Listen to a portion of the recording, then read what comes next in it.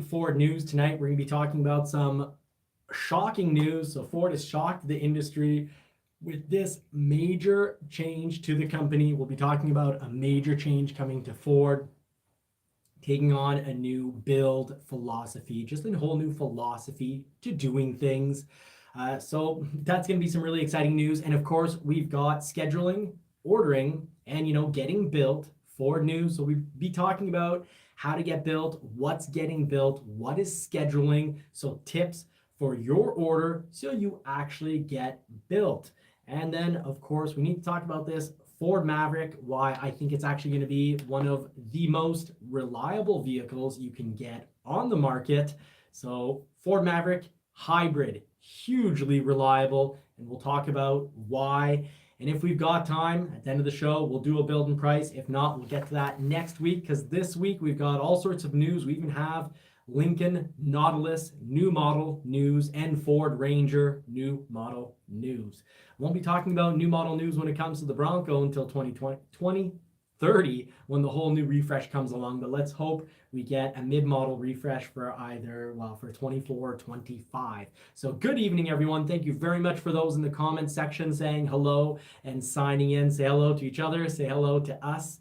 Marie, do you want to give us a little hello or a little tidbit before I get started? Hi, everybody. I hope you have a good evening.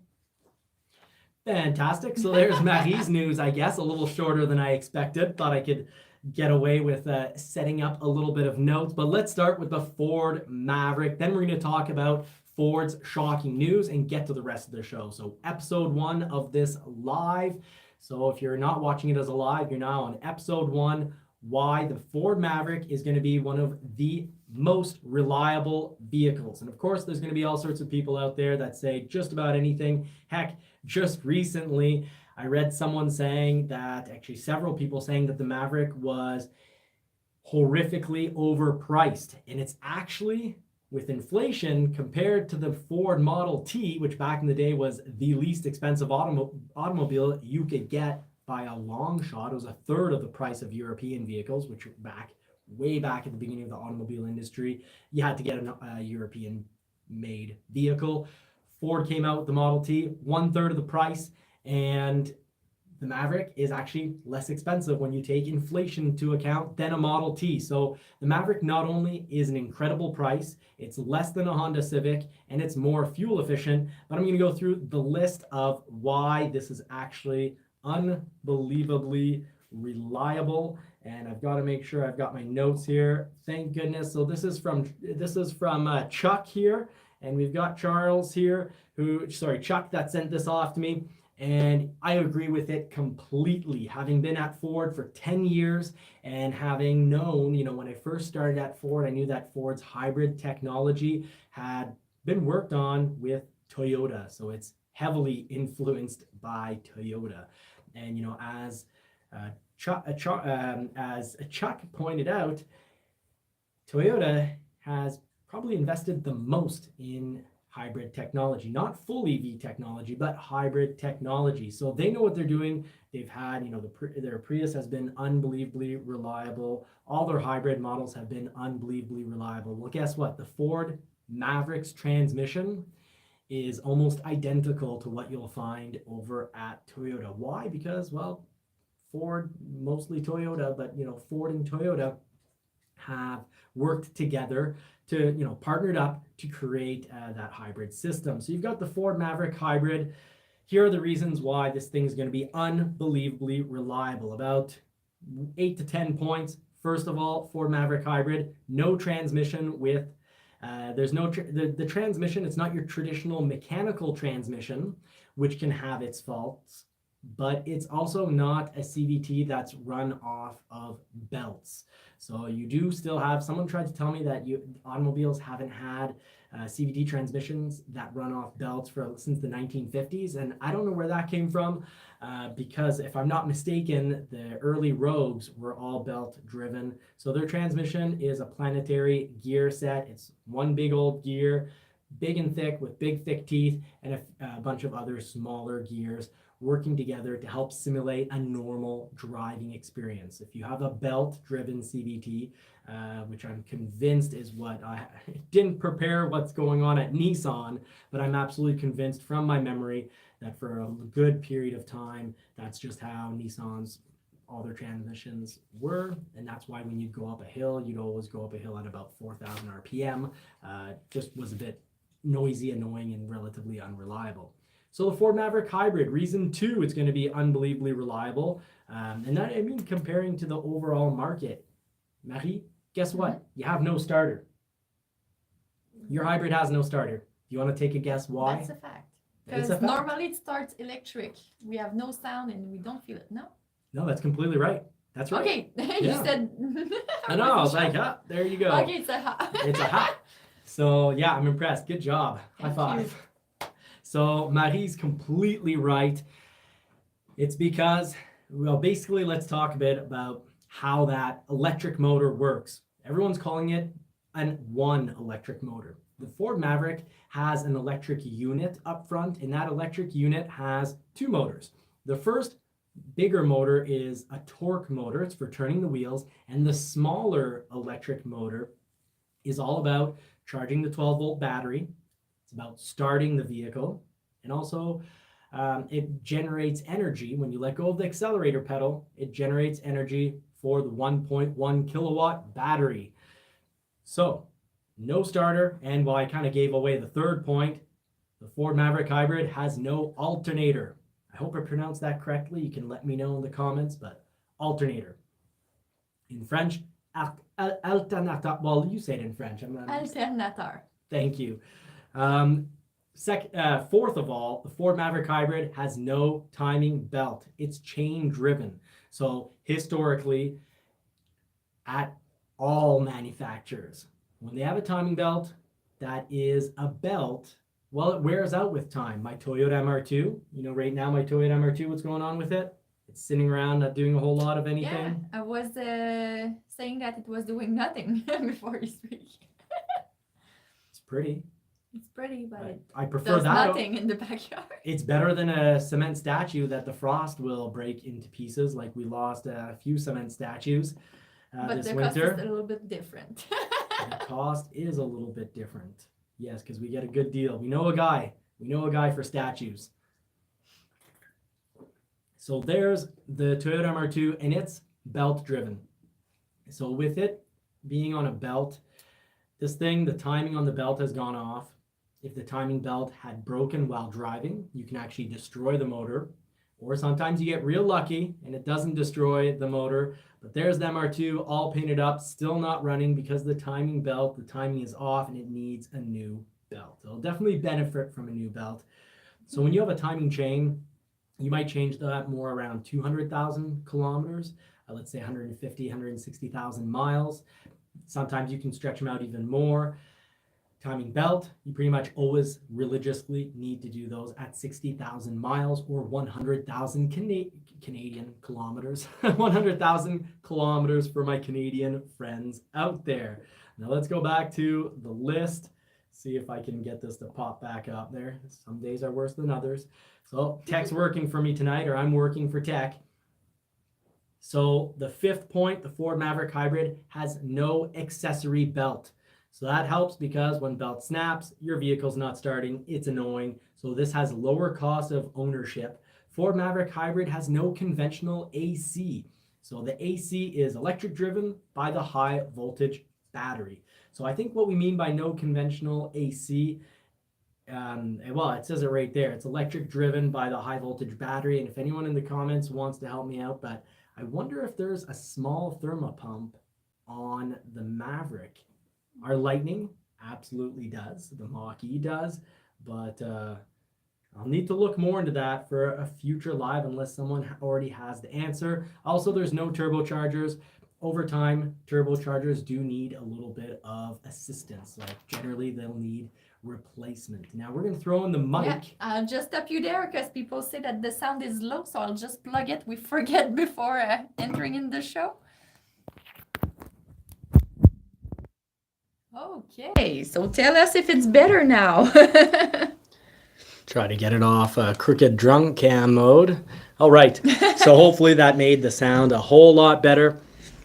Now, the Ford Maverick hybrid also has less engine wear since it's not running as much of the time. Now, of course, you've got winter experience with this. Why don't you talk to us about your vehicle and how often it runs or doesn't run in the winter? Yeah, when it's cold in the morning, the car start with gas. No, it's not gas. We're supposed to say it's fuel. And maybe 10 minutes after I've started the car, I'm able to run electric. So it's better when it's not that cold outside. Yeah. Upper the freezing point. Because when it's warmer, you're running on electric mode far more often. And contrary to popular belief, some people think that the Maverick won't be in electric mode when you're on the highway, that there's some speed limit maximum, like 50 kilometers an hour, or 50 miles per hour, about 80 kilometers an hour. But that's not the case. You can be in electric mode, all electric mode on the highway. Am I right? Yeah, sometimes less than when you're in the city, but yeah, we can see it appears. And the colder it is, the less often the electric motor is going to be on. And that only makes sense because the vehicle, the Ford Maverick, is smart enough to not let that battery go completely to empty when it's freezing. Because then a battery that has charge will not freeze. But if it does not have charge, it'll freeze very quickly. And that would be bad. That would be the end of your battery. That'd be a costly mistake. Now, not the end of the world. It's a 1.1 kilowatt battery. We're not talking about a 131 kilowatt battery like on the Lightning. That thing costs tens of thousands of dollars. But also, of course, the Lightning will never let you get to its true empty because they don't want that battery freezing. Now, the Ford Maverick Hybrid, another reason it's going to be one of the most reliable vehicles you can buy, I'll swear my name to it, is, of course, you've got less brake wear due to regenerative braking. So you're going to use your brakes less. You're going to go through brake pads, discs, and calipers less than you would on a traditional vehicle. The calipers, however, what's nice is you are using your brake calipers often enough so that the pistons don't seize up in them. So there are your reasons to why the Ford Maverick is going to be unbelievably reliable. And I've seen it with the C-Max. I've seen it with the Fusion Hybrid, the Escape Hybrid. And if you go back to, even the first Escape hybrids that didn't have the same battery technology as we have here, they're nickel-based, but you go back to those batteries for the 2003 Escape, and heck, there's taxis in New York and San Francisco that have hundreds of thousands of miles on them, and like bad miles. And they're surviving. They're on often their third or fourth interior, but they're still on their original batteries. We were watching the show Suits, and I got pretty excited when I saw yellow Escape taxis in the background. Yeah. You remember? I got excited. I was like, that's the Escape Hybrid right there. They're still on the road. I'm not cute. I'm fearsome.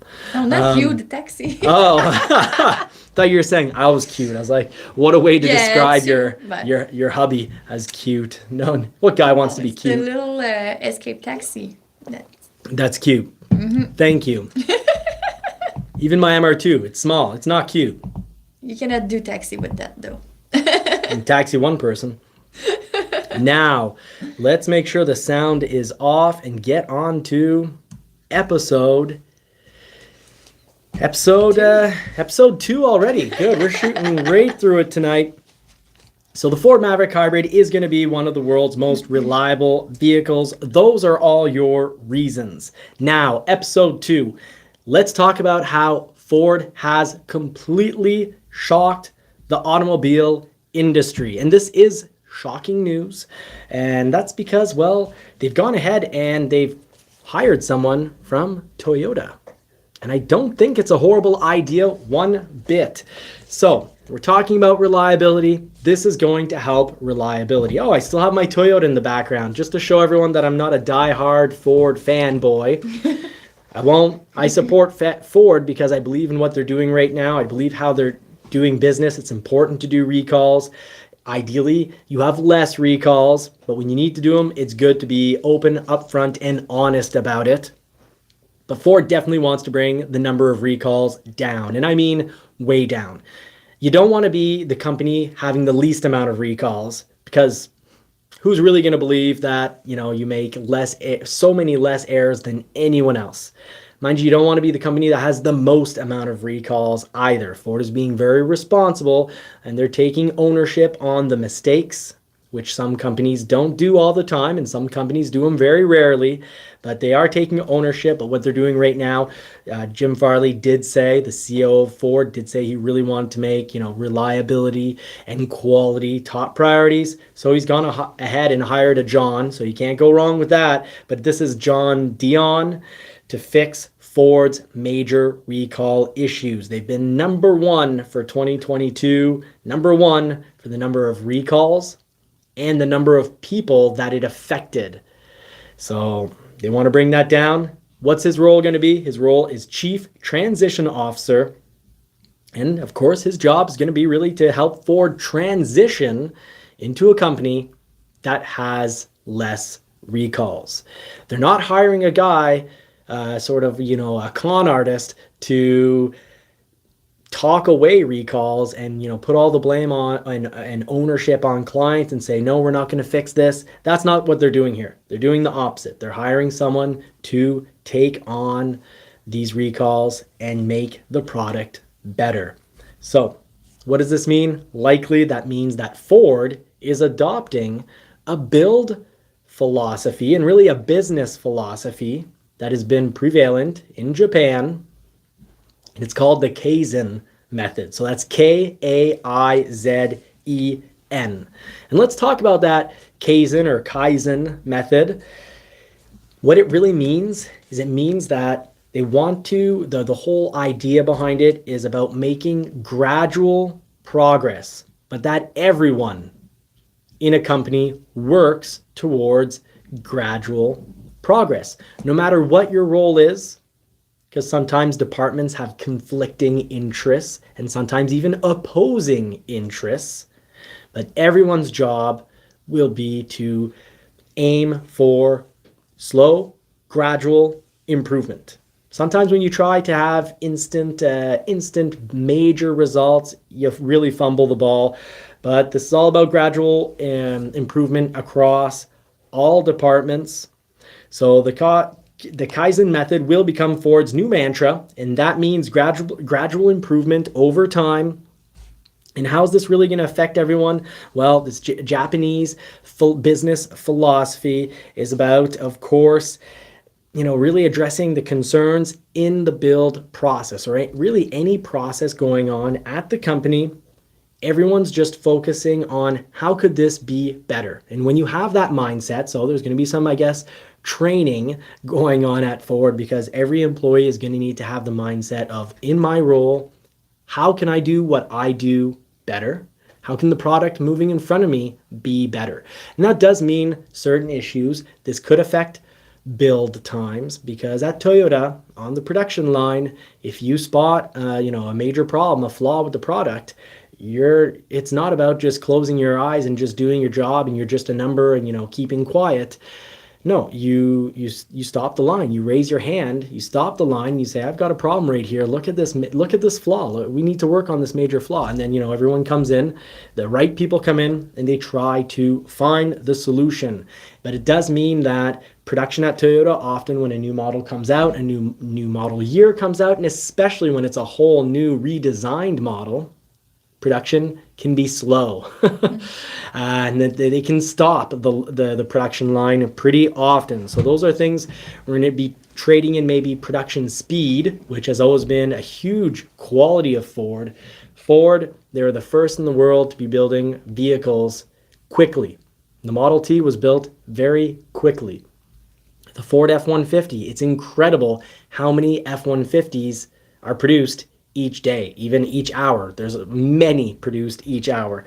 If I'm not mistaken, Someone in the comments can maybe Google this, but I thought, from memory that Ford is pushing out an F-150. I thought it was every second, which seems like it's way too much. It would make a lot more sense if it's one every minute, but for some reason I have one every, it's like 60 per minute that roughly that they're producing when they're at full speed, full production, when everything is going smoothly. Well, we can say that that won't be the case when they see, a problem with something that was built. They're going to stop the line and say, hey, we got to address this. So they're going to want to improve productivity. They're going to want to improve quality. Everyone's focus is about improvement. But what's also really cool about the Kaizen method, if you're a Ford employee at the factory, is it's about a whole range of ideas. So it's about making the work environment more efficient and more effective with having, better team atmosphere, improving everyday procedures, ensuring employee engagement, and making the job more fulfilling, less tiring, and safer. So I think it's an incredible philosophy, because basically it's about the well-being of the product and everyone that is partaking in the making of that product. All levels, all employees. So this is going to be good for the product. It's going to be good for employees. And I love the sound of that, because happy people do good work. So Ford, I hopefully they're really thinking about when they hire John Dion as Chief Transition Officer, helping Ford transition into a whole new way of working and doing things. I really hope that, he's bringing the ideas for him to bring that Japanese business philosophy to Ford. It could do wonderful things. So that's the end of episode 2. Thanks for sticking through episode 2. You are going to want to watch to the end, because we always have something interesting that we keep for the end.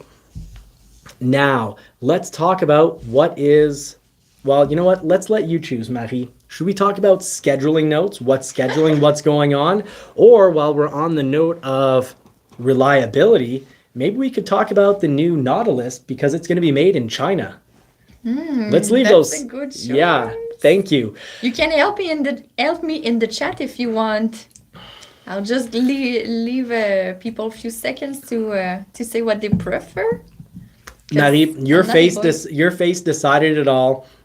So let's talk. Lincoln, eh? Let's talk about the new Lincoln Nautilus. We just got off the topic of reliability, so why not how about we talk about the Nautilus and whether it will be reliable. I have my concerns. It's being made in China. So I'm not just being biased because the Nautilus will no longer be made in Canada at the Ontario plant. That doesn't bother me one bit, because it's awesome. The Ontario plant is losing all its models, and that's fantastic news. Ford is giving us fantastic news in dropping every single model being produced at the Canadian plant, because they're being replaced by electrified models. So they could be hybrids, they could be plug-ins, they could be all electric. And Ford's investing a lot of money. I think it was to the tune of $1.2 billion. And how Ford put it is, basically they're saying that they've got really qualified, quality workers over in Ontario at that factory. So they're going to retool the whole factory, throw in some new training. They're going to get all the new models. And what happens to those other models that were made there? Well, the Nautilus is going off to China. So that gives me my reliability concern. So I got to get out of this mode here. Stick with me, folks. I have concerns, but I also have some very positive things to share. It's beautiful. It's beautiful, yes. I love it. Thank you. I love it when you jump into the show. I've told you, don't be afraid to interrupt me. Otherwise I talk all the time. So what do you like about it? I'm not the pro here, so that's why I let you talk more. Your opinion is more valuable than mine, because you're an attractive, charismatic, wonderfully charactered, wonderful personality woman. And you know about design. You've designed our home, and you're just fantastic when it comes to design. So tell us what you think about the design.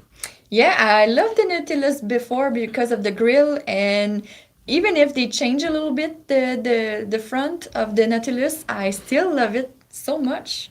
It's not that far away from the other one, so it's not a complete refacing. But yeah, I love it. It's more like a sport look. Maybe they want to attract younger people because You didn't before... read the article, and that's exactly what the article Oh. says. So you're getting points.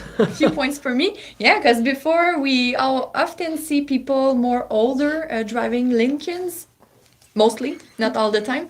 And then I guess it could compete Audi, maybe. Audi brand. Oh, Audi. I understood oldie. And I was Yeah, like, in French we say Audi. So what that's do you why. mean it's going to compete with oldie? Who is this oldie? And why is his opinion so important to you?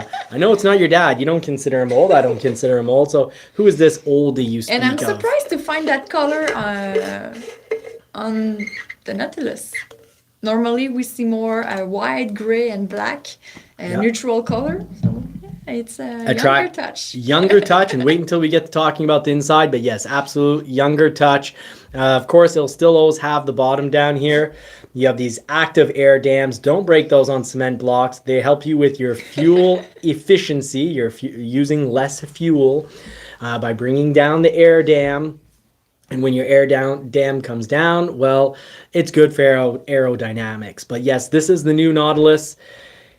It's got Ford Authority, unfortunately. I love the site, but it's now completely ruined by excessive ads that pop up every 15 seconds. But this is going to be made in China. They're talking about a 3D front grille design with optional H2 pixel headlamps and illuminated star logo. So that's all very cool. So the illuminated star logo, you currently have that available on the Navigator and the Aviator. Very, very cool. Now for the interior, Marie, do you want to tell us what you think about this interior? I want you to take note that you've got a full wraparound that's surprising. screen, and then you've got your touch screen right down here, bigger than ever. That's futuristic, but for the rest, for the seat covers and the leather color, the brown leather color. Yeah. This seemed to me that they preserve what they had before in the Lincoln brand, but yeah, we see more technology. The big screen in the dash. So yeah, that's surprising. They mix the old and the new together, I guess. But it's new shape to the steering wheel. Yeah. I'm noticing. Yeah, it's you still have your different. piano key transmission down here. So we'll zoom in on that. You got your piano key transmission down here, it would appear, but then you've got a dial here. So the piano keys, maybe they won't use it for the transmission the way it is for the Corsair. Maybe they'll use the roller, but I'm hoping they go with the piano. I like the touches of metal, you know, for the around the sound system here. You've got touches of metal in the middle. So less wood than before, more metal. That'll draw in a younger crowd. Yeah, and it's hard to notice, but right on the seats down here, you actually have white or cream colored striping going along the seats, and it's sharp. It's sharp. Sorry for it gets awfully pixelated when I go in, and Lily is distracting me because she's actually having a wrestling match with her bed. Winston's upstairs. So because the two in there, we found out it's WrestleMania on the show when they are both in this room. Now, Ford Authority is saying, yes, designed to appeal to younger customers. You picked that up all on your own just by looking at the design. This is why you're the design expert here. And they want to rejuvenate this. They're talking about the flat top steering wheel. And yes, we've got the transmission. There's our answer right here. The keys now in metal, not this black lustre, black gloss. Thank you for helping me with my English. Black gloss like you currently see on the Corsair. And actually one thing we didn't like about the Hyundai Santa Cruz is we didn't like all the black gloss. It looks good until you use the vehicle, and then you've got these grease fingerprints everywhere. I don't need people being able to pick up my fingerprint that easily and then applying it to a murder weapon, and then I'm in jail the rest of my life. I'm not telling anyone how to frame people, but you know, that's not what we do here on the show, so I'm going to change the subject. So they're saying that Center touchscreen, I called it a 12-inch. I guess I like to round up. It's 11.1 inches. Shame on me.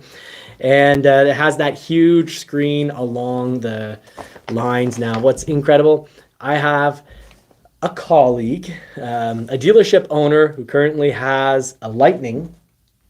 And when he saw this Nautilus on reveal, he put in his order. It was instant. And he's a young guy. So he's even, I think I look young, but he is younger than me. But don't think that I'm, only 30 years old. But he is younger than me, and this definitely appeals to him and his young family. So that's what he's going to be getting. They're calling it Coast to Coast screen. It's going to have Blue Cruise 1.2. One thing I can say about my Blue Cruise is it's been touch and go.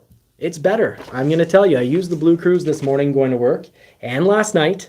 And I don't know if someone from Ford watches the show, let us know, because I can't believe it. Last live, I talked about how the Ford F-150 Lightning, its Blue Cruise, did some braking, unappreciated. I talked about how, it doesn't like these are my morning eyes, and it was telling me that my eyes were closed and to watch the road, and then I was yelling at it eventually saying, I am watching the road. This is as much as I can open my eyes in the morning.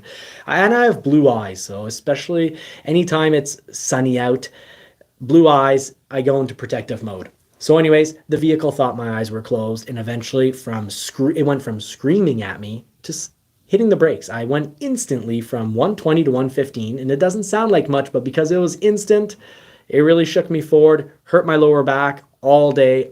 I'm still a little bit mad about it, but it's cool. It's as if someone from Ford watches this show, because there is a program that went into my vehicle, because now It's adjust now. a lot of the things that were bugging me are adjusted. The Blue Cruise didn't scream at me it didn't constantly non-stop scream at me for not looking at the vehicle, and it actually said it when I wasn't looking. I had kind of daydreaming, and I was off to the side. So Ford is making Blue Cruise better. It worked well. It got me home. I do look forward to when I can one day hit the blinker and it changes lanes for me. Instead, now I change lanes and the Blue Cruise goes off and then it goes back on.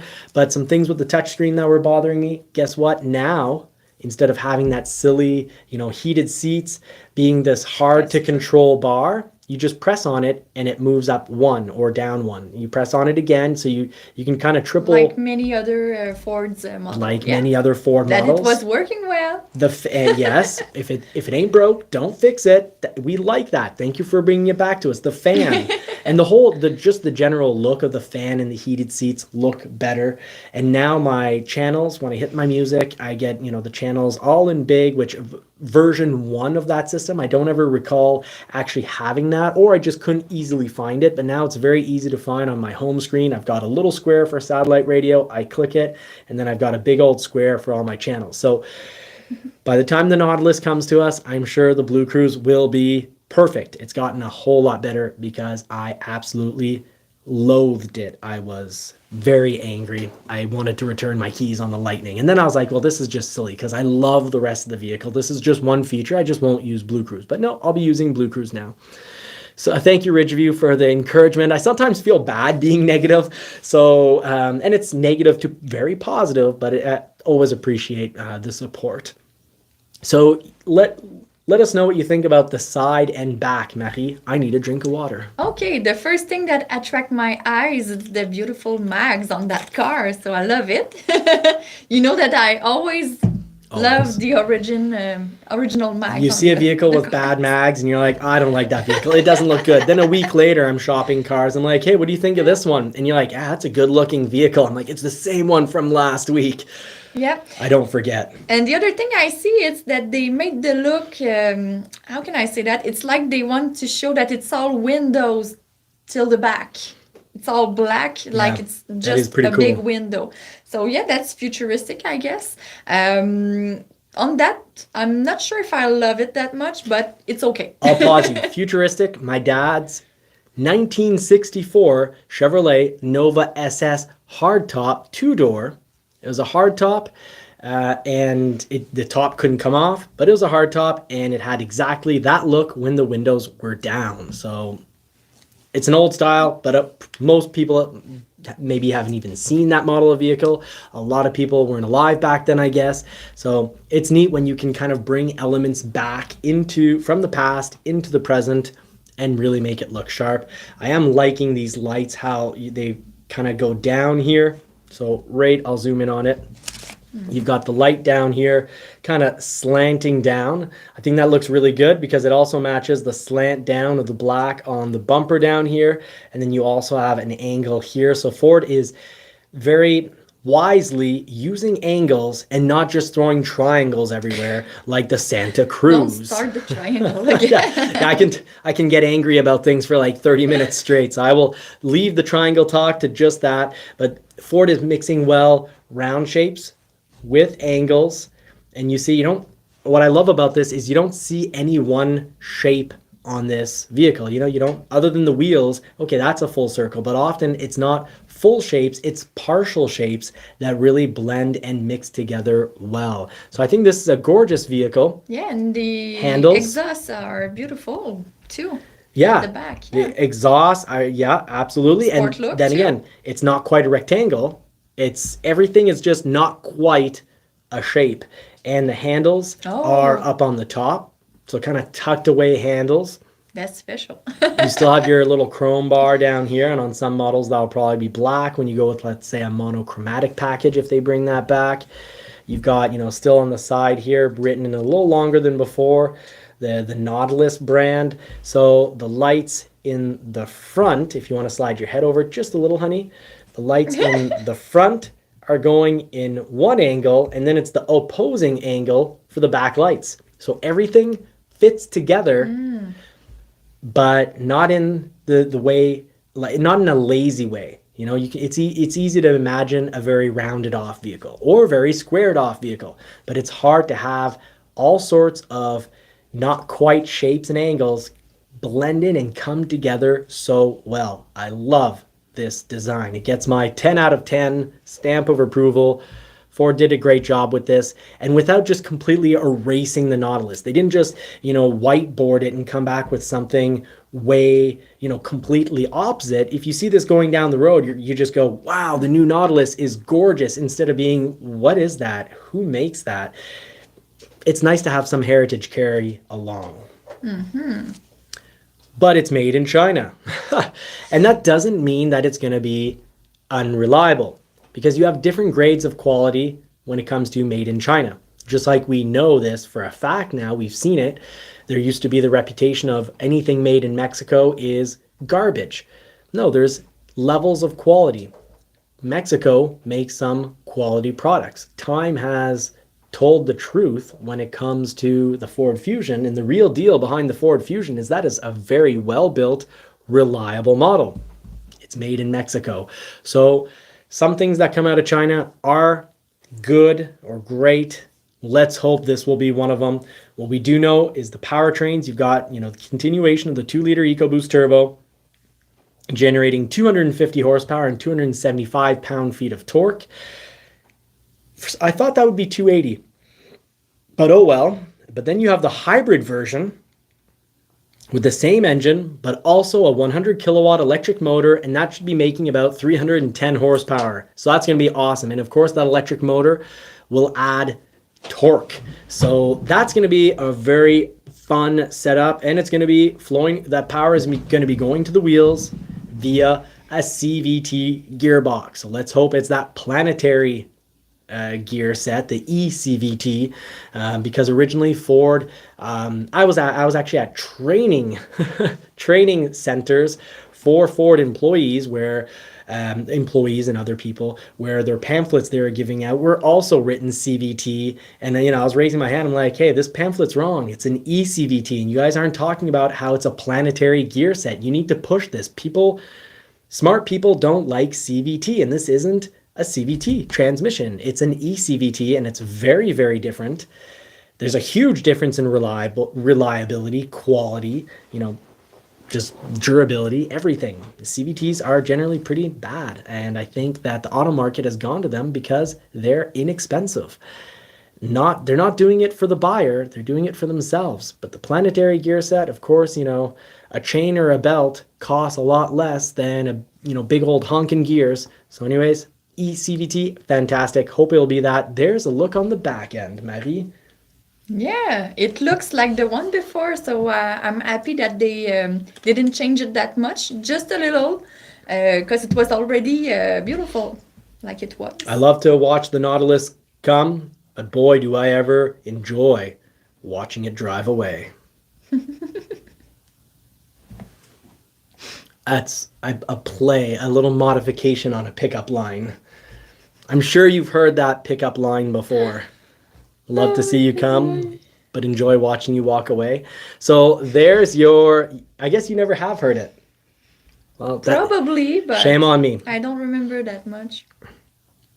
Just because we're a long-term couple doesn't mean I shouldn't throw a pickup line at you once in a while. So shame on me. It's written the color there. Yeah, that was my next question. Which color we could have there? So you can announce them. Okay, so the red carpet. I don't know. Maybe it's this red? It is. Okay, perfect. Diamond red. Oh, too much red. We have a lot of choices. Chroma caviar. What is that?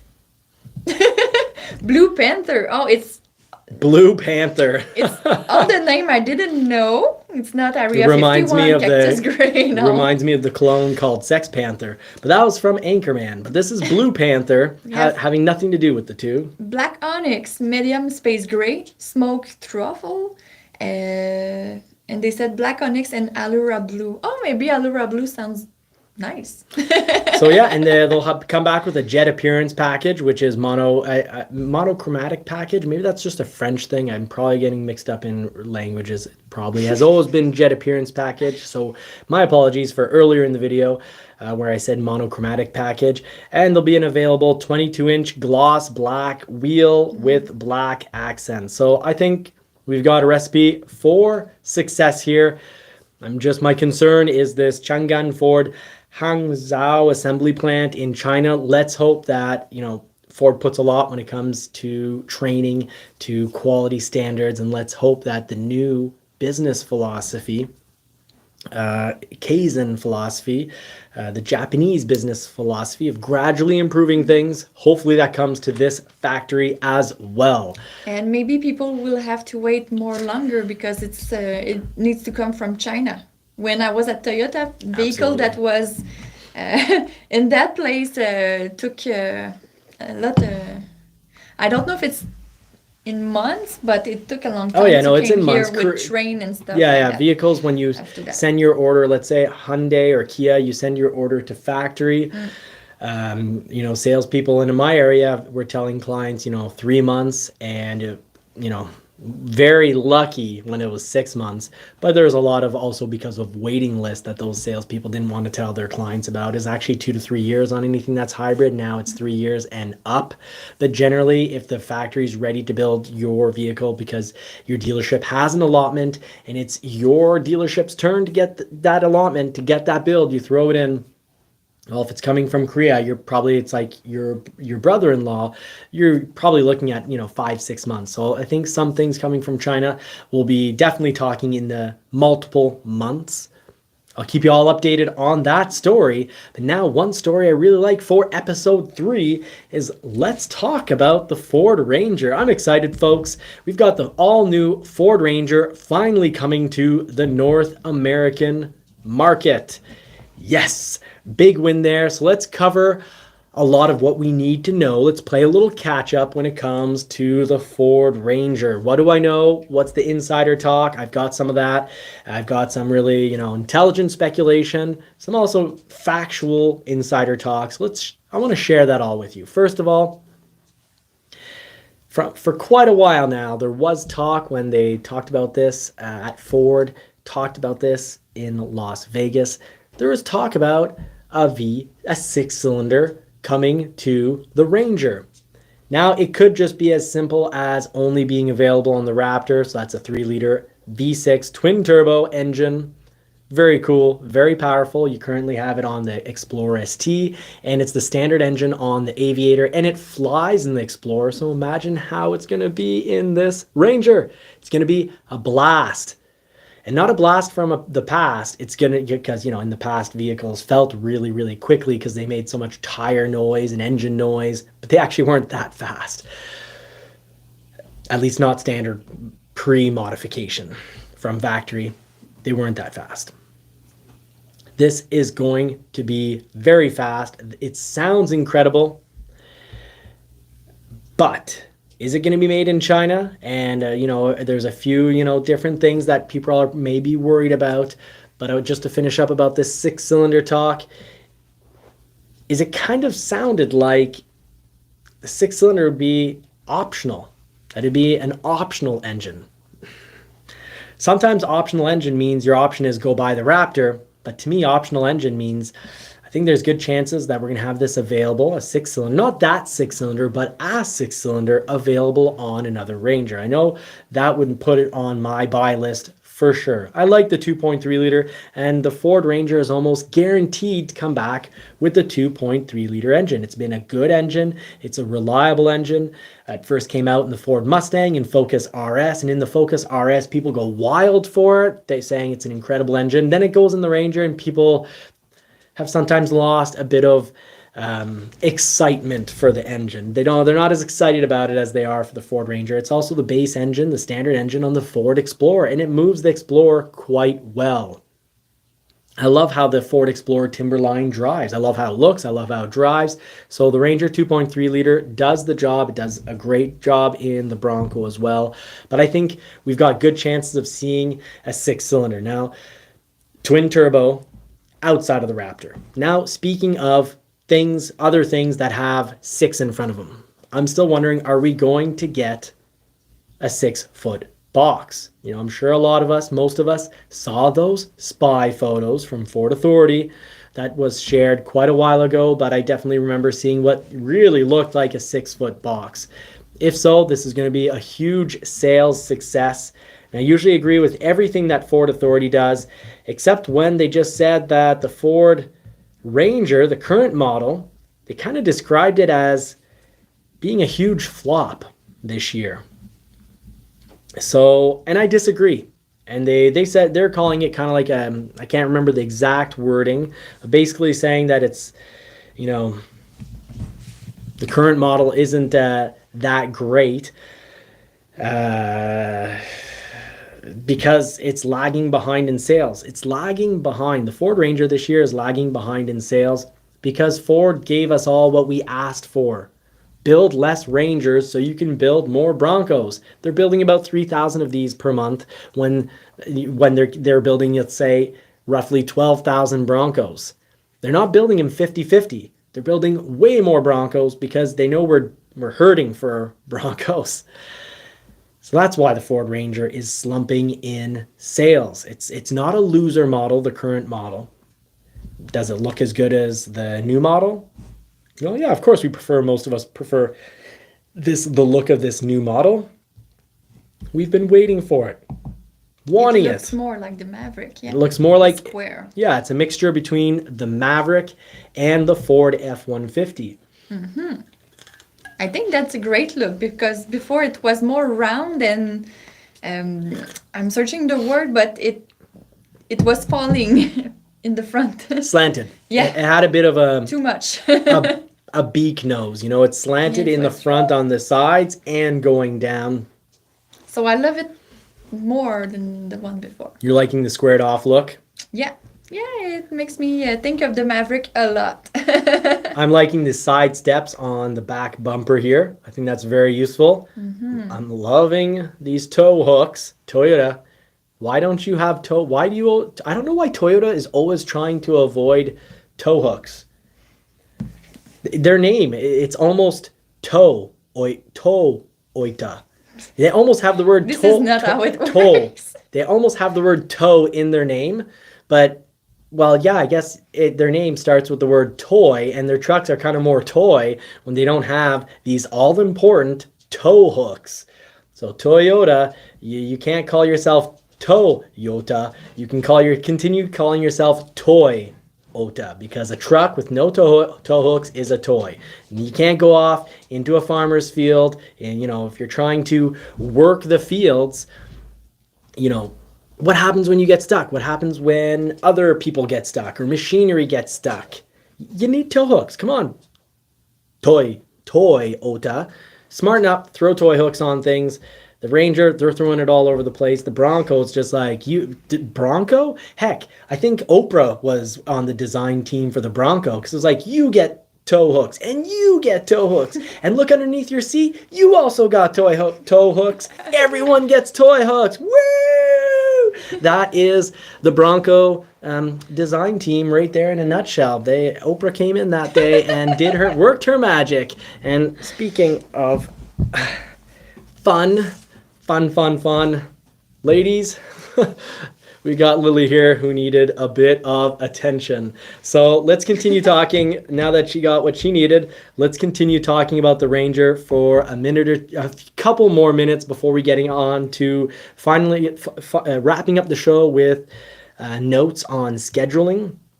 So we got the Wild Track. I'm pretty confident we're going to get the Wild Track for our market. What is confirmed, we'll get XL, we'll get XLT, we're going to get Lariat, we're going to get Platinum.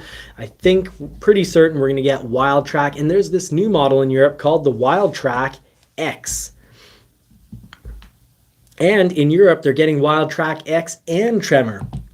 I'd be worried that we'd lose Tremor when you've got something like the Wild Track, because they're kind of similar. They're off-road variants with special mags, wider stance, bigger tires, really cool grille design up here. What do you think of that grille design, Marie? Does that work for you? I love it. It looks like the Maverick again. Yeah. Squared off, but with kind of an X or H shape to it. That's very much an H shape. Yeah, the bottom makes it, we see that it's an off-road car. Yeah, you've got skid plates on the bottom.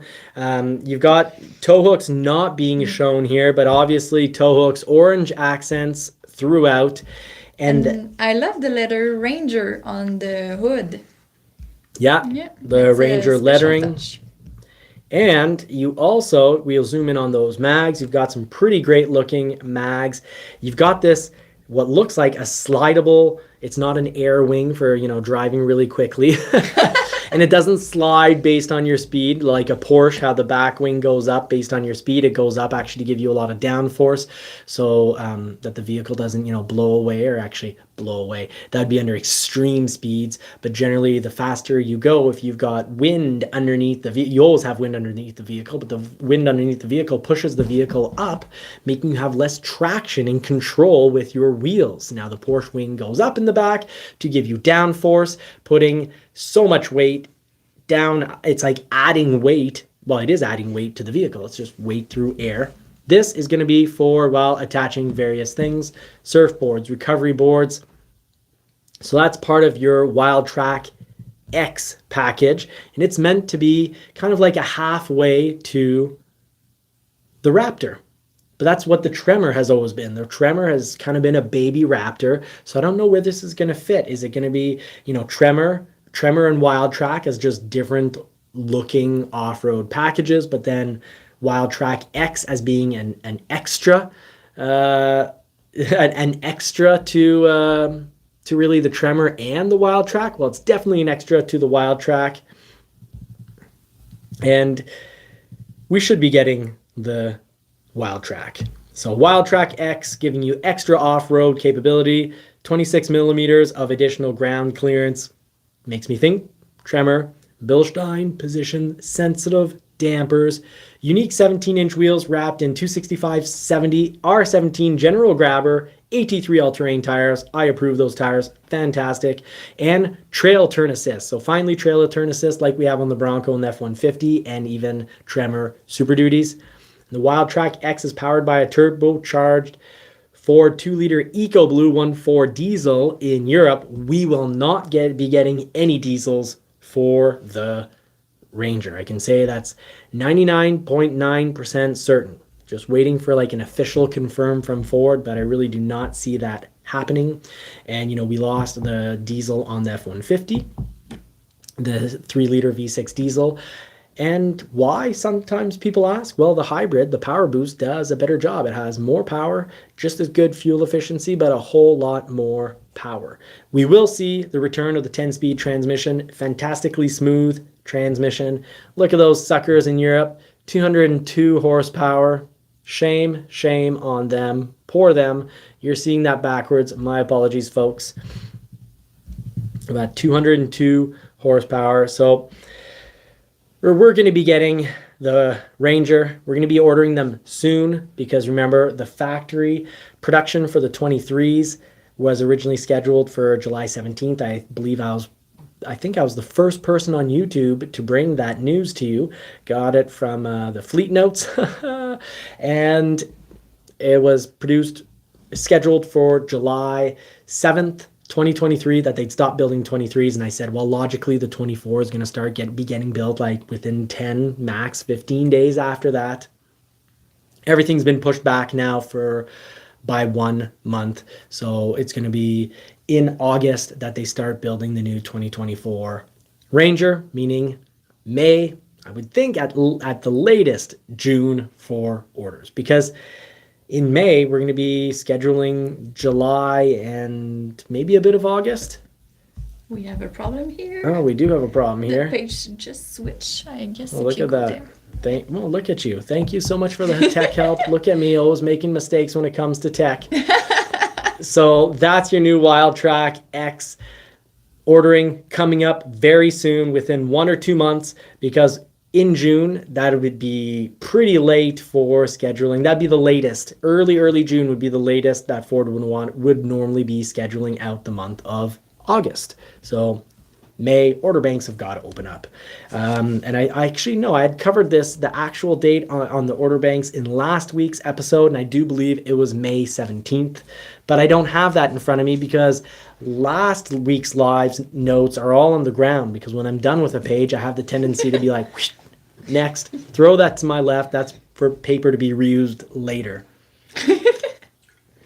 Now, let's wrap up this show. We won't be doing a build and price this evening, but we will be doing scheduling notes. So we're on to episode 4 now, if I can count, which I've been known to do decent math in my head, but have trouble counting. I'm an odd one. So episode 4, let's get to pull our pictures on this.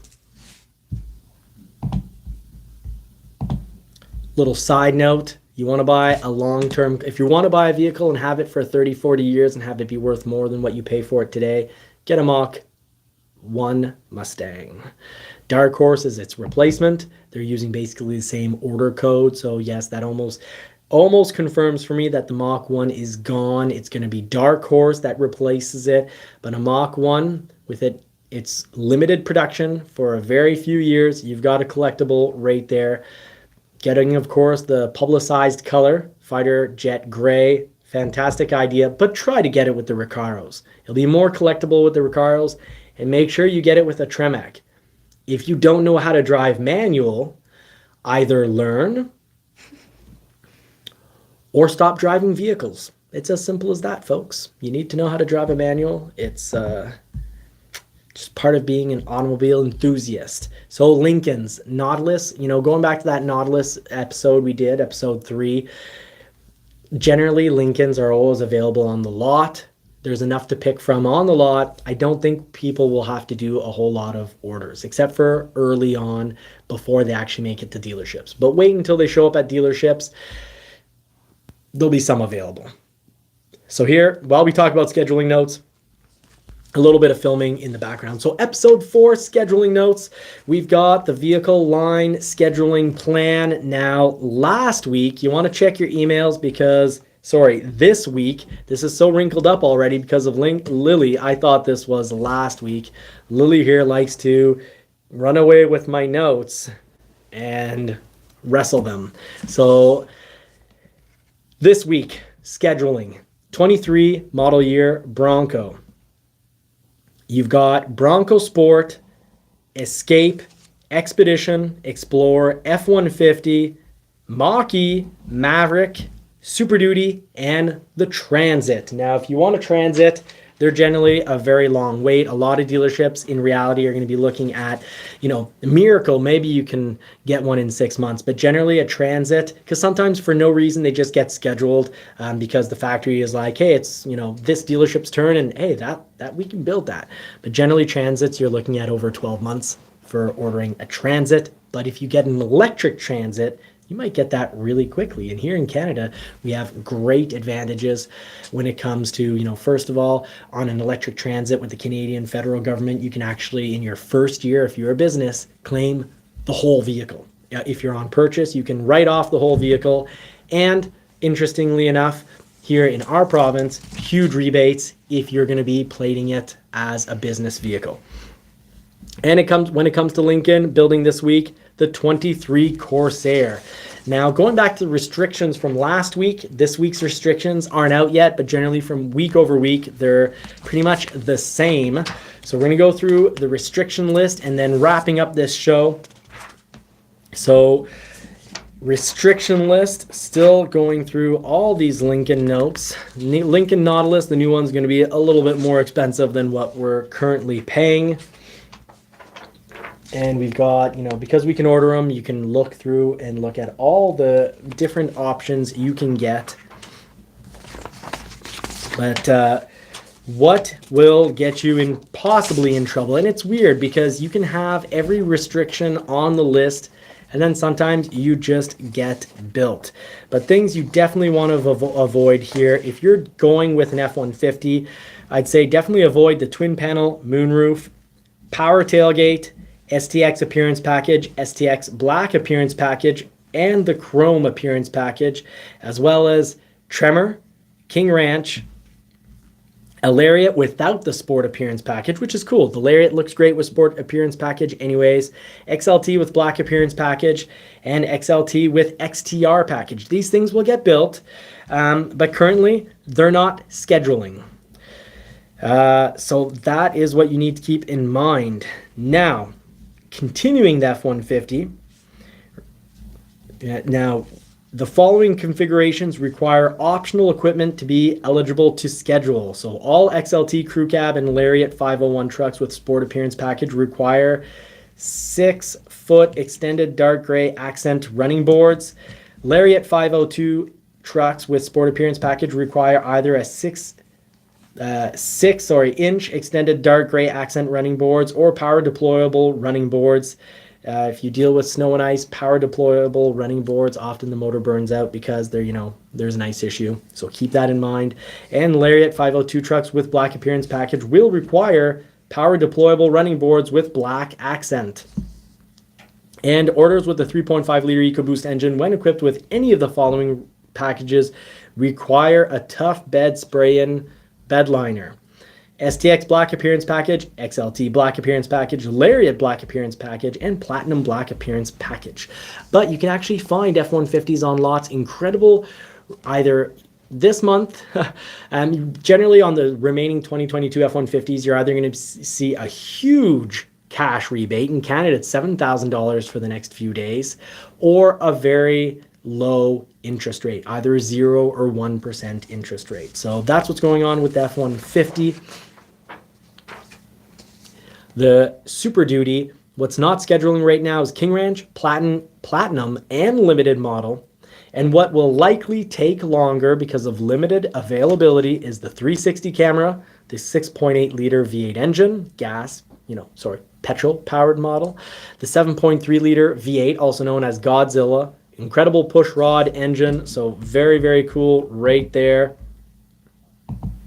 And more Super Duty talk without my glasses. You want to try to avoid if you can, because it could take longer to schedule. Ford's words, may take longer to schedule due to limited availability, is the interior work surface, the 420/40 bench seating, and the Ford Pro Upfit integration system. So those are your notes, people. Try to avoid those if you're in a hurry to get your Super Duty. But these days, Super Duties generally are a bit of a long wait. Mind you, sometimes you throw one in the system. This is another weird one. Sometimes 1 week you throw a new order in the system because it's not too complicated. It passes everyone and it gets scheduled right away because the factory was able to they're just hunting for that build. So there are rare instances.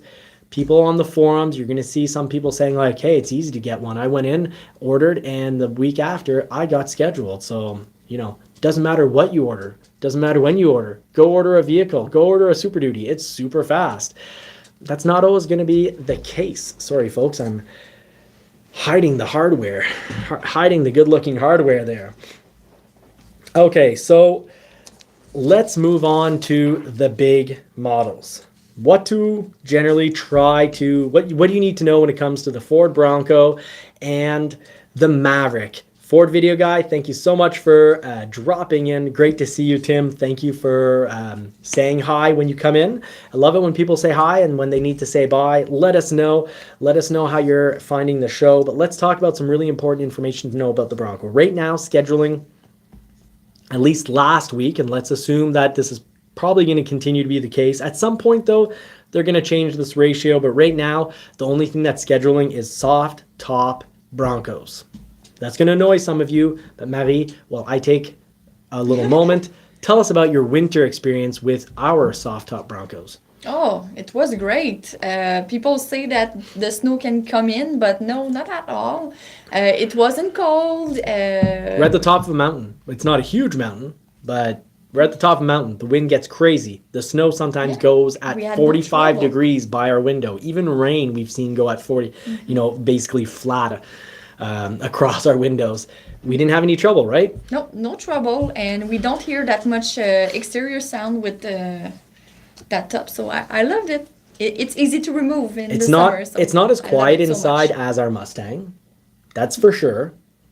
It is, it's not, you definitely hear some noise, but we're able to deal with it. It wasn't much of an issue. Now, hard top, carbonized gray, molded in color, 0% fabrication, 0% scheduling right now. That doesn't mean 0% are being fabricated. It's just none of the ones with hard tops right now are being picked. Same thing for dual tops. 2.7 liter EcoBoost. Thank goodness 65% of the production is going to that. So that's great. Wild Track series, 23%. And generally, more than 23% of the people from week to week want a Wild Track. So a Wild Track is a longer wait. Sasquatch package, 42%. A lot of people want that Sasquatch package. You want things to go a little faster. You want to increase your chances of getting built sooner. Avoid that Sasquatch. The luxury package, 36%. And people often ask for that luxury package. It doesn't mean you're not going to get it. It just means you're probably likely going to wait longer for it. The 3-door, 15% of production going towards that. Front bumper, Ford Performance, heavy duty modular, which I love, 36%. Towing capability, 40%. There's some various websites you can buy the tow receiver for not much, but remember that means no electric wiring for your trailer, for those lights, the brake lights and the blinkers and all that. Fine if you want to throw on some bicycles. Brush guard, 11%. Paint protection film, 5%. And then without any notice, Ford throws it into the F-150 here, talking about, we're not going to go through all the F-150 things. I'd say just definitely keep in mind, I'd avoid the opening roof on an F-150. And also I'm seeing not very many, Tremor series. 401 and 402 is 7%, and I'm seeing a whole lot more 401 tremors than the 402s. The 402 is a Lariat that's been turned into a tremor, and the 401 is an XLT that's been turned into a tremor, but it's awesome. They throw in kind of digital camo for the back and bum, and the sides, you're getting like a seat that's half leather. It's a steal of a deal. The Tremor 401 is incredible. Incredible pricing on it. So twin panel moonroof on the F-150 is 15%. So there's the big problem right there. XLT luxury package, 30%. I haven't seen, we've gotten all sorts of sport models. You'll find that on lots. It's the Tremor that's going to be hard to find. They're hot models, and the production on them is only 7%. And of course, things like tonneau pickup box cover, 5%. Don't order that from the factory. Get it from your parts department. If you don't want to get it from your parts department, well then click on in our descriptions every so often. We throw in all our links on Amazon. We get rewarded, paid, if you actually go on that link and buy something. So that definitely helps us out. But the tonneau pickup box cover, hard folding from Ford at factory, only 5% of the trucks that roll out can have that. Tonneau pickup box cover, hard roll up, 2%. Bed liner, bed tray liner, 1%. Get it from your parts department or our Amazon links. Bed extender, 2%. Splash guards molded, 5%. Avoid these things, people. major problems. And the same, all that is true also for the Maverick, of course. Now, right now, Super Duty King Ranch trim is considered late availability, and it will only be 10% of production. Platinum trim, late availability, only 10%. Limited trim, 5%. So keep that in mind on the Super Duties. Tremor, 10%, and that's also a very cool setup. Twin panel moonroof, 15%. So avoid all that's bedliners, splash guards, and all that. Get them from your parts department, just like our favorite little vehicle, the Ford Maverick. Do remember the Ford Maverick hybrid is going to be one of the most reliable vehicles from our decade. I'm putting my reputation on the line. If my name isn't Johnny, it actually kind of isn't, it's John, but still, the Maverick's super reliable. Don't listen to my nonsense. So now let's talk about recalls. Ford does a lot of recalls. It's how we're going to wrap up the show. It's a bit of a theme on the show. So when it comes to recalls, remember, Ford was a leader when it came to recalls. They've hired John Dion to be the Chief Transition Officer. He is going to help with diminishing those recalls, but some recalls are important. You don't want to be in denial, GM. Your transmission 8-speed needs to be reprogrammed. You have a lawsuit on your hands. The people who are suing you are right. Your transmission, how it currently is programmed, sucks. Ford, some clients in 2018, your 10-speed transmission for some clients in 2018 and 2019, for some clients, it sucked. It was great for most clients, the huge majority, but for a select few, a certain percentage, it sucked. And what did Ford do? They paid the engineers to do a new program. So you go in, you complain, and the Ford dealership doesn't tell you, oh no, sir, oh no, miss, it's just how you drive, it's in your head. They don't BS you. They busted the BS. They do what I like to do. You bust the BS. They found a new program, paid for a new program, pay the dealer to install it on your truck so that you're happy. So recalls generally can be a fantastically good thing, but you do want to limit them. Ford is going to be working hard on that. It's not going to take 6 months. It's going to be, probably a 5, 6, 7-year process. And people forget so easily. I'm seeing Jeep go by through here. We had, I was talking with a guy when we went to buy my 4-wheeler, and he was in the Army, and he saw my plate. So we got, he was like, oh, you're in the Army, blah, blah, blah, blah. So we got to talking, and I can trust him. Between brothers, we don't lie to each other. So he told me how he had worked, 5 or 7 years at a Jeep dealership. And he was talking about how for certain years, so many of them would leak. The hardtops would just leak horribly. And I don't know why. It's like we forget so easily. It's like the Bronco comes out, one person, or 1 or 5 or 10 people on the internet have a video showing like, hey, look, it's leaking here. Or even if it's 100 people showing videos where it's leaking, here, we forget that there's 50,000 people who aren't having that problem. And we also forget that Jeep for so many years did the whole not recall thing and said, no, our tops are perfect. If they leak, it's because people did something. They didn't put the top back on right. They flexed too much off-road. It's on them. It's their problem.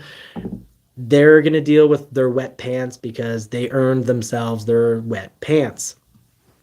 I think that's childish and irresponsible behavior. And what is responsible behavior is 2 steps. Own up to your mistakes and fix them, and try to make less mistakes. And that's exactly what Ford is doing. That's why Ford gets my seal of approval. The day where, let's say, for example, the Lightning, if it had constantly never been fixed, and let's say, for a couple of years, just like how Jeep had this leaking roof for, 5 or 7 years, basically a whole model range, if the Lightning would be doing this, braking with the Blue Cruise and hurting my back, and it continued to do it across other companies, other clients for years, Ford would be the type of company I would not do videos on. I wouldn't work for Ford. I would just be like, no, I'm not doing anything that's positive towards Ford. They don't own up. They don't my father always taught me, and his father taught him. So my grandfather taught us, you man up to your mistakes. Nowadays, I guess we probably can't say man up to your mistakes, but you own up to your mistakes. So here's a recall, and remember, recalls aren't always all that serious. Here's an interesting one. Demonstration and delivery hold, do not drive vehicles. Safety recall 23517. Ooh, serious stuff, folks. Certain 2023 model year Ranger and Bronco vehicles, you cannot drive them. So some people could make, sometimes we see these videos really getting out of hand on small things. But the numerous recalls Ford had, there's a lot of small things. And here's a good example of one of them. Left side wheels, lug nut, torque check. So they can call this because at the factory, there is an exact torque specification, the amount of torque you're supposed to apply and have on that nut. Well, it might be off.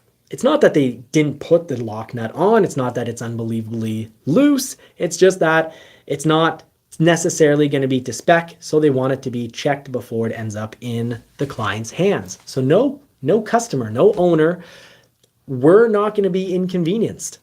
The dealership's going to handle it before you take possession, before you even test drive the vehicle. But guess what? Last year, Ford was at number 1 in recalls because they had 60 some recalls. Well, this is one of those. For 2023, they're going to probably have 50 to 60 some, maybe even 70 some recalls. This is one of them. And it's just about being responsible. No one's getting inconvenienced. And I love Scotty. I love his show. But when he goes, hey, look, Ford is completely unreliable these days and just gone down the toilet and is just complete garbage because of all, and the proof is in all their recalls, I disagree with them. And that's cool. It's great to disagree. How do you get to better ideas? How do you make better systems? It's when people work together, and sometimes working together is disagreeing until you agree. You disagree, you learn from one another. So I disagree with Scotty.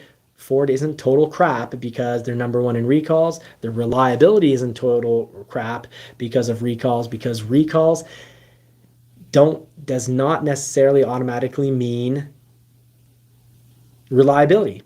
I know they start with the same letter, recall and reliability, the first 2 letters really doesn't mean that they're the same thing. They can be very independent and different from one another. You can have a lot of recalls and you can still have, well, once you do the recall, you've got reliability. If it was a part that actually needed to be changed, this just means tighten up those nuts, folks. And by nuts, I mean lug nuts. So that's the show for this week. I'm going to go back and watch the end of the show because I know there's some comments that I missed that were directed directly at us. We were saying Scotty is just fun. Face it, if it's not Toyota, it's crap. Yep, that's true. And I didn't get to read out Tim's. I missed that one. I have a good question just to close the show from Mighty Angel Open Book. He said, do you have any news on the 2024 Ranchero? The Ranchero. Yeah, I know in Canada we don't speak about it, but maybe somewhere. No news at all. I'm going to go on to our show here. It's going to be a bit weird in the background because it's us, but I just want to see where the live chat is at so I can cover Tim's comment before we check out. Oh, you've got it there. My goodness. Aren't you? But it's not a comment there directly for us. It's about his trip. Oh, okay, cool. Yeah. And he said Ranchero is a huge myth. Awesome. Thank you. Generally, when I'm stumped, I'm not going to just automatically assume, hey, I really appreciate the help because my general assumption when I don't know something is the error could very well be on myself. I'm not just necessarily the type that's going to be like, oh, well, if I don't know about it, it doesn't exist. But the chances are, if I don't know about it, the chances are it doesn't exist. So thank you very much, John B, for the positivity. The WB, always positive, always giving out great information. William Scott, Ridgeview, and to all our Ford video guy, of course, always dropping some great information on our show and the leading resource and source when it comes to Ford information on the internet. We've got some information from Ford Authority tonight, so we'd like to thank Ford Authority. You can check out and read their articles. Fantastic factual spot for Ford news. The facts they put out are correct, and I rarely disagree with their opinion, except for when they're calling the current model Ranger kind of like, they used a negative term that I couldn't find again, but they definitely used a negative term, and just because it was kind of a bit of a loser when it comes to sale, it's great that it was a loser that it came when it comes to sales. You can't sell vehicles you don't build. And Ford gave us the fantastic gift of making less Rangers this year, because it meant more Broncos. Look, I'm still, just because I sold the Bronco doesn't mean I'm not a Bronco fan anymore. I'm definitely waiting for my Bronco. I wish I could show you the back of this shirt. Well, why not? Why not? Show you the back of this shirt. I hope this is the one with the dogs He's on proud. it. Oh, I'm proud. Yeah, that's doggies in the back of the blue Bronco. Yeah, so we loved our blue Bronco. Of course, our dogs aren't quite as big as that, but we wish everyone a fantastic night. Now, driven wild outdoors, howdy ho, friend. And it's so awesome that I got to see Tim out with kind of, everyone that we kind of, chit chat back and forth with that we also know on YouTube. So we wish we could have been there, but we were looking at, what was it, $1,200 per ticket just for the flight. So at $2,400 for the flights, and then we know we would have probably spent another $1,000 on food and accommodations, and would have to rely on people coming to pick us up at the airport. It would have been way too complicated, especially after we just got back from a whole tour of Florida. We really drove around Florida quite a lot. So thank you so much, everyone, for watching this evening. We wish you well. You can tell them what you definitely... Yeah, we wish you more cars and more power. Take care, everyone. Good evening. Good evening. Bye.